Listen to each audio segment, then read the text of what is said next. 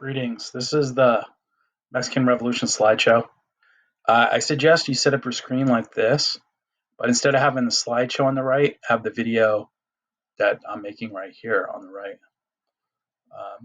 And the first thing you want to do is, this is my original slideshow notes.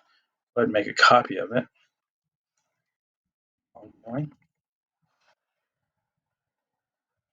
reason I'm doing it is so you have enough time to do it without pausing. I'm going to go ahead and put your name, date, and period in there. And I'll go ahead and take the notes at the same time so you have enough time to do both as well. It'll also give me a chance to talk about things that I'd like you to understand. Typically, when I'm teaching you guys, it's chronological, but this time it's going to be by idea and by person. So, and it's sort of chronological, but because I'm doing terms and people separately, it's not fully chronological. And you'll see, but I'll try to make it as clear as possible. The main thing is to understand the history. Let's go with fifth.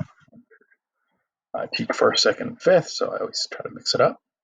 All right, so this right here will be the original slideshow. If you had to, you could just read it and answer the questions. But you're better off watching the video, which will eventually be put right in here, and that'll play what you're seeing right now. Historically, was there peace in Mexico? Why or why not? Why was the Mexican Revolution one of the most important revolutions? Okay, here's some of the questions. Instead of giving you fill in the blank, you're going to have questions to answer in this note-taking slideshow on the Mexican Revolution.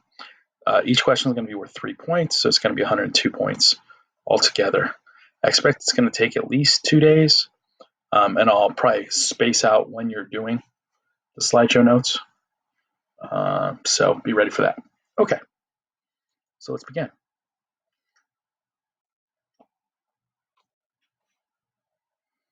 So this is the splash screen. Splash screen is what you call the first and last screen on a slideshow. It kind of introduces the ideas and tries to give you a picture of what you see. I think that's Emiliano Zapata. Maybe that's Pancho Villa. I'm not sure. Wait, that's Pancho Villa right there. So that's Zapata. I was right the first time. Okay, here you see a parade of vaqueros. Here you see some key figures in the history of Mexico. All right. Historically, was there peace in Mexico? Why or why not? Why was Mexican Revolution one of the most important revolutions? Why was it important to third world nations? Okay. So the first question is no, there was not peace historically in Mexico. Historically, there's actually been a lot of conflict. Mexico started before Europeans got there. Basically, it was controlled by the Aztecs, and the Europeans and Cortez and the Spanish arrived, and they used violence to take over Mexico. And the violence didn't just stop; it just kind of continued. So, and then you have years of economic inequality, which has created instability. Let's go ahead and answer question 1 right now.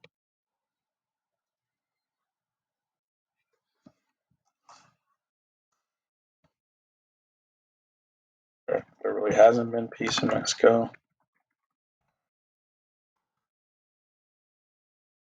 If it looks sloppy when you're done, I'm going to take off 25% or 30% of the points. You can make it look good, or you can leave it looking bad. Just matters about effort. I want you to make it look good, so you care about your work. Okay, so no peace in Mexico due to imperialism and inequality of wealth. Those are the 2 main issues. So instead of just leaving it like that, get rid of that second line.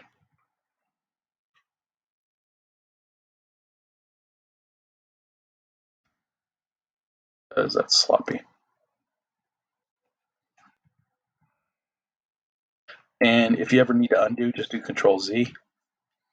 See how it was gonna mess up with the numbering? I didn't want that, so I changed it. Why was it the most important revolution? One of the most important? Well, it's the first revolution that really gets rid of imperialism. So that's why. First successful revolution against imperialism in the modern era. So if Mexico could do it, we can do it. That's the kind of thinking for other countries that have been colonized by Europeans. Why was it important to third world nations? The first successful third world revolution. And a note on the fact that Mexico is a third world nation.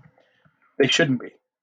Most of the gold and silver that was taken out of Mexico and oil, if Mexico had all those assets, Mexico would be wealthy. But it's the Europeans' theft of Mexico that has left Mexico poor. So it's not like coincidental. All right, it's actually causal. So the thinking is Mexico can do it, so can Libya or Cuba or Vietnam. Therefore, wherefore. All right, let's move forward. Let's go to the next topic. We're going to start getting into the terms.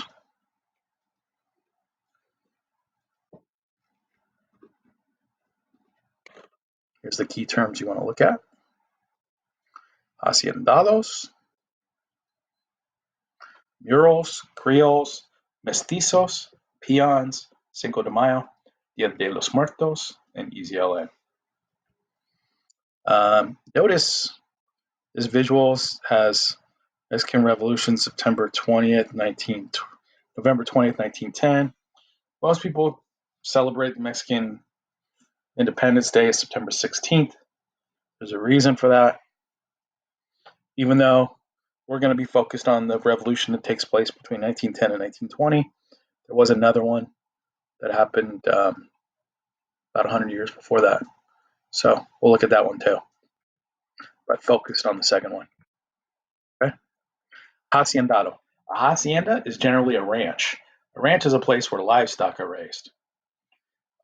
The economic structure in Mexico was the haciendado, the ranch owner. And the haciendado, the person that ran the ranch, was usually a Creole. He was a European of Spanish descent.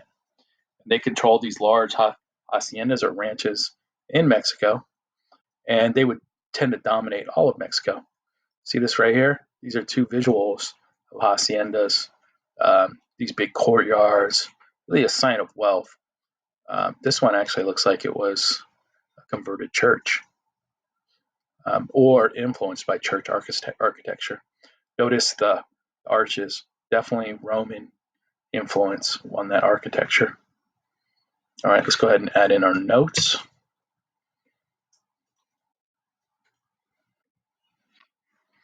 Define haciendado. Haciendado is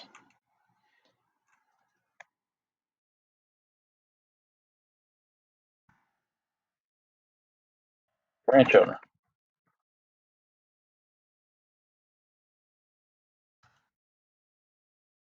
So really controlled by haciendados for a long time. So you have a few rich people and a lot of poor people.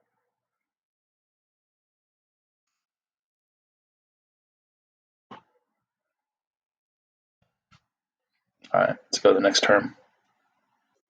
Murals. A mural generally is a large painting on a wall. Usually tells a story of something.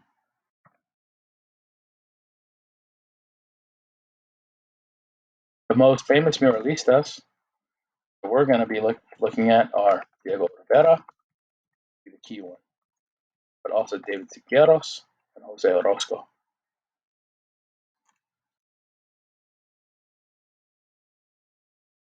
are important to the muralista movement.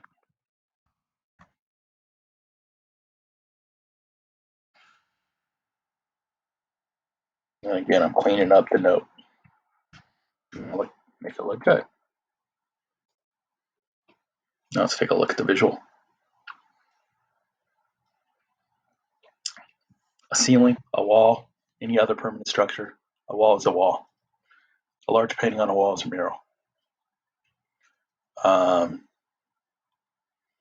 This is probably the most important example of a mural. This is Diego Rivera's most famous mural. It's on a church in Mexico City, and it really tells the story of Mexico. Tierra y Libertad. That was Zapata's motto, which meant land of liberty. This was happening at about the same time that Lenin in Russia was saying peace, bread, land. So there was a lot of economic similarities between the communist movement in Russia and the independence movement in Mexico at this time, because they're saying land and freedom because they didn't have either. Here you see an eagle with the war emblem in its beak.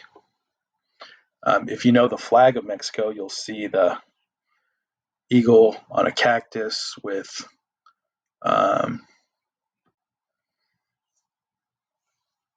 the I think the war emblem. I think it might be a serpent in its talons. But we're going to look closer at this mural later. You can still go visit and see this mural.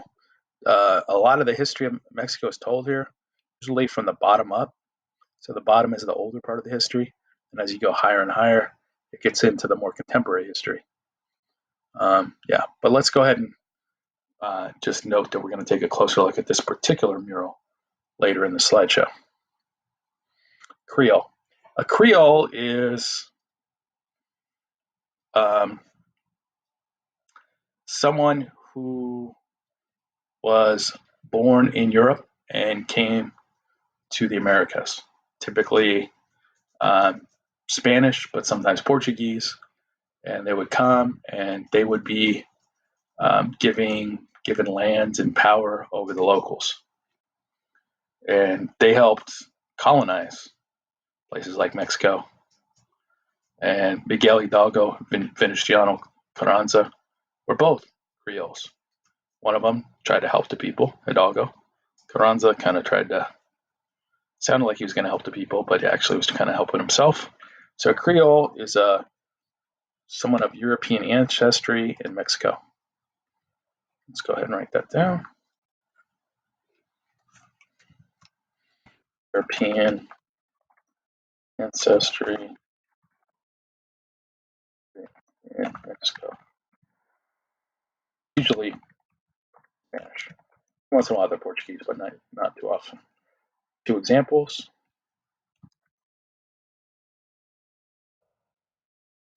Hidalgo and Carranza. And then clean it up. Mestizo. The mestizo is someone of mixed ancestry.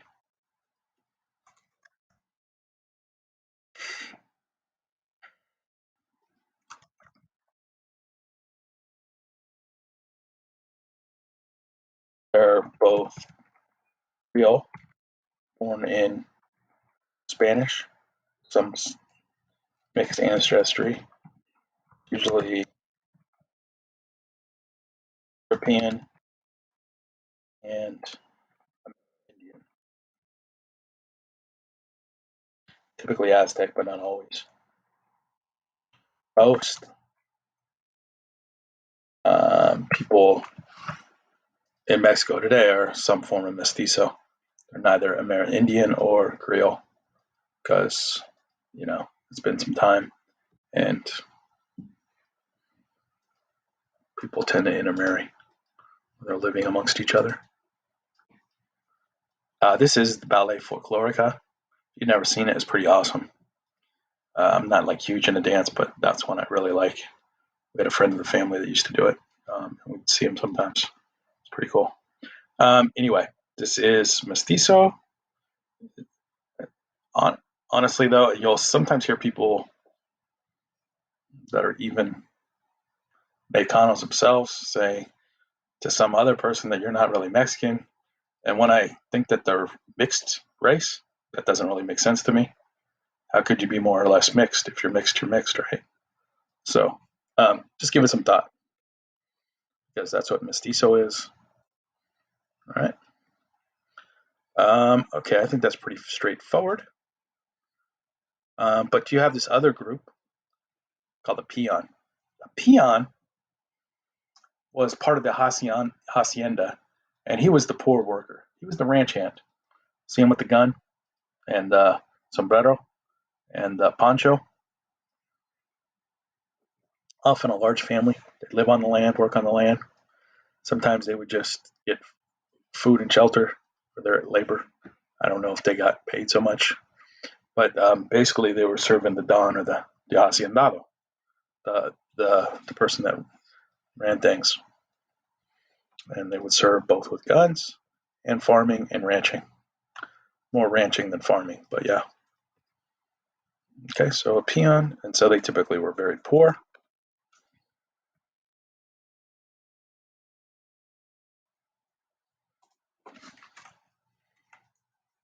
Right, hacienda laborer. We clean it up. I don't know really what else to say. So, time to move on. Cinco de Mayo. I'll tell you a little bit about this. We're going to do a whole lesson on this, but it'll make the lesson easier if I tell you a little bit about it ahead of time. Um, Generally, Cinco de Mayo celebrated a little bit more in America than in Mexico, but it's celebrated in both places. It's become a celebration of Mexican culture, but it was originally celebrated because of a military victory in the town of Puebla. And basically, the French had invaded Mexico about the same time America was having its Civil War. American Civil War, 1861 to 1865. Maximilian of France arrived with an army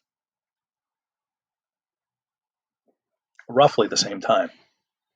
In 1862, a Mexican general, Zaragoza, was put in charge of the town of Puebla, and his orders were to fight off the French army. Well, Zaragoza was totally outnumbered, but he had the local population, and they already had a settlement there. So he has his people dig in, and somehow, some way, even though they're way outnumbered, I think like 2 to 1, they're able to fight off Maximilian's army and make them retreat. And so this was a great victory. So it became celebrated every year, and it becomes known as Cinco de Mayo, because in Spanish, May 5th, you'd call Cinco de Mayo. There's a statue of Zaragoza. So if you wondered why people celebrate Cinco de Mayo, it's because of Zaragoza and the victory at Puebla.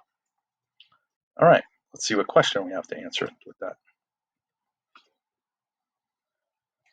When and why is Cinco de Mayo celebrated? Let's do the when first. May 5th year, celebrate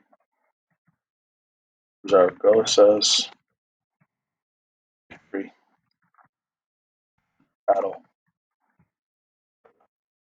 Of course, you could Google these and get the answers, but you won't get as much of the backstory or the pictures, and it'll be much slower giving it to you directly, and I'm even going over the answers. All right. You do not have to have it word for word with what I'm writing. You have to have that general idea, though. Otherwise, it'll probably be wrong. All right, let's go to Day of the Dead. Day of the Dead is a holiday in Mexico where families remember the dead and celebrate the continuity of life. Day of the Dead is celebration. Dead celebrated.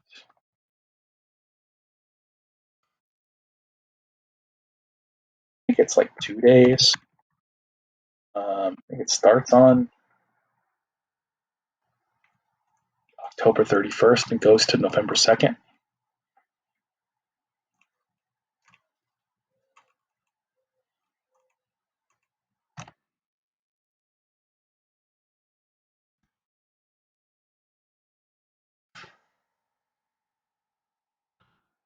Those are particular details. This is not a time that's supposed to be sad either. You're supposed to be celebrating their life, not being sad. So I know when we talk about the dead, sometimes it is sad because you miss people, but it's supposed to be a real positive thing. I don't know if you guys have seen the Disney film Coco, but it does a pretty good job showing that Dia de los Muertos is a celebration of life, not supposed to be a sad thing. And they have some icons of the sugar skulls, like you see here. These are called the sugar skull, where you'll see flowers or pastels associated with the skull. Let's go to the next idea. EZLN. The Zapatista Army of National Liberation, Ejército Zapatista de Liberación Nacional. EZLN is an armed revolutionary group. They're based in Chiapas. We're going to have to do a reading on this. It's one of the poorest states in Mexico. The social base is mostly local or indigenous, but they have some supporters in urban areas as well as an international web of support. Their main spokesperson is a person named Subcomandante Marcos. He's currently also known as Delegate Zero.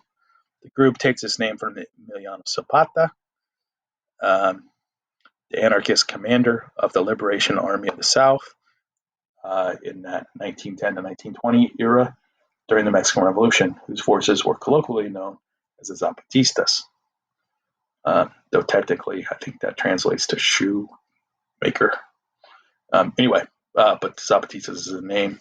They're named after that guy. EZLN sees themselves as representing the poor, basically, like Zapata and his forces did. The EZLN see themselves as his ideological heirs, followers. In 1994, they declared war against the Mexican state. Here's what you need to know about Chiapas. When I say it's poor, I mean it's crazy poor. I mean suffering poor. And so they do have a legit reason to fight. So let's do these questions one at a time. What's the full name of the Zapatistas? Zapatista Army of National Liberation, or Tito, is Spanish for army. Zapatista, that's the name. Same. A. Brazo Nacional.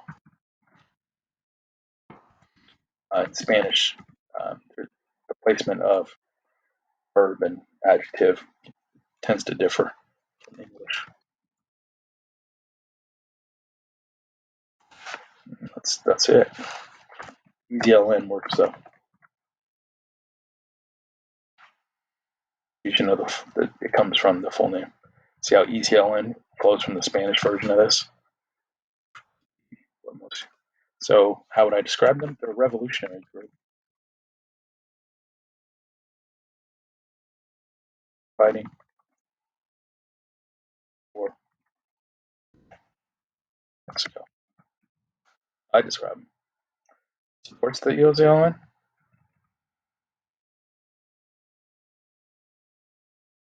Supported in cities and internationally.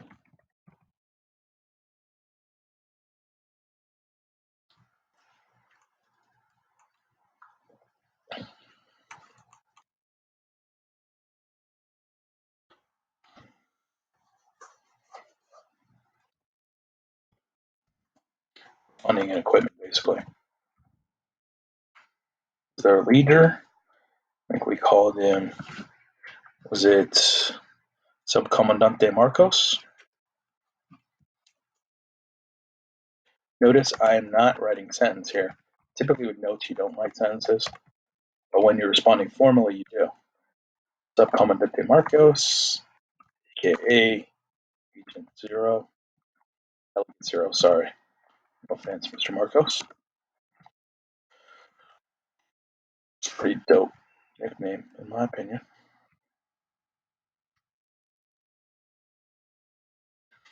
Call themselves Zapatistas because they feel like they represent the poor in Mexico, like Zapatistas did.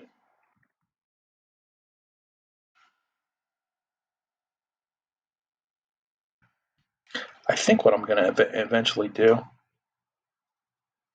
is maybe we'll just write this in here.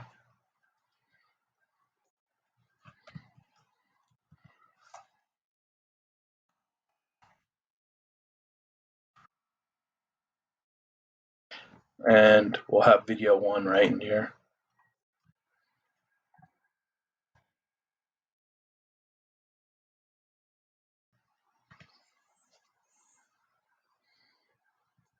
And actually, maybe it makes more sense to do this right here. That way it's very clear to follow. Let's go like that. Yeah, and then at some point when we break it off, I'll switch. Okay.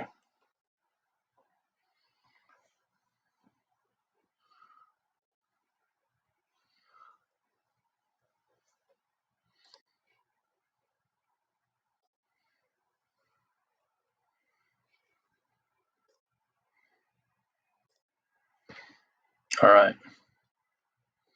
Now let's look at this one. Why are these people wearing masks?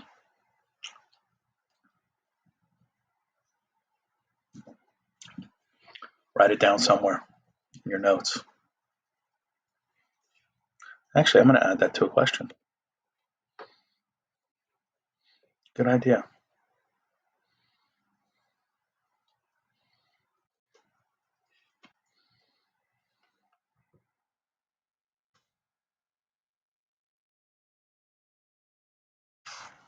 Why?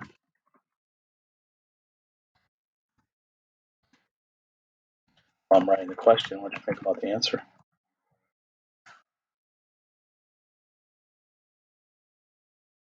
It's going to, of course, affect my total points, but I don't care. Easily some points in there. Get it on a 105 now.